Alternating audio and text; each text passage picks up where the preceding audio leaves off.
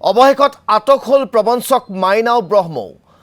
বৰঝাৰ বিমানবন্দৰত আৰক্ষীয়ে আটক কৰে মাইনাও ব্ৰহ্মক। বহু লোকৰ পৰা কোটি কোটি টকা আত্মসাৎ কৰি পলায়ন কৰি আছিল মাইনাও ব্ৰহ্ম নামৰ মহিলাগৰাকীয়ে। নিশা দিল্লীৰ পৰা গুৱাহাটীলৈ অহাৰ সময়তে বিমানবন্দৰৰ পৰা আটক কৰে প্ৰবঞ্চক মাইনাও ব্ৰহ্মক। সম্প্ৰতি বাক্সালৈ লৈ যোৱা হৈছে প্ৰবঞ্চক মহিলাগৰাকীক। উল্লেখযোগ্য যে বুধবাৰে মুছলপুৰৰ বাসগৃহত অভিযান চলাই আৰক্ষীয়ে উদ্ধাৰ কৰিছিল বহু আপত্তিজনক নথিপত্ৰ।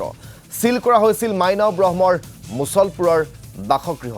আৰু সেইগৰাকী মাইনাও ব্ৰহ্মক আজি কোটি কোটি টকাৰ লুণ্ঠন চলোৱাৰ অভিযোগত আৰক্ষীয়ে আটক কৰিছে বৰঝাৰ বিমানবন্দৰৰ পৰা। বৰ্তমান বাক্সালৈ লৈ যোৱা হৈছে বুলি জানিব পৰা গৈছে।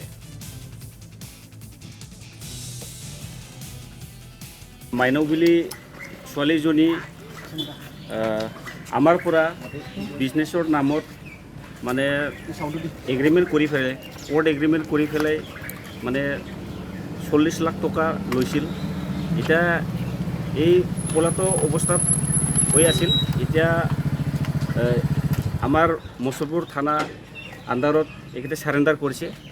এতিয়া আমাৰ যিটো দিয়া পইচা, এই দিয়া পইচাটো আমি ঘূৰাই পাব লাগে, কিয়নো আমাৰতো কোৰ্টত এগ্ৰিমেণ্ট কৰা আছে।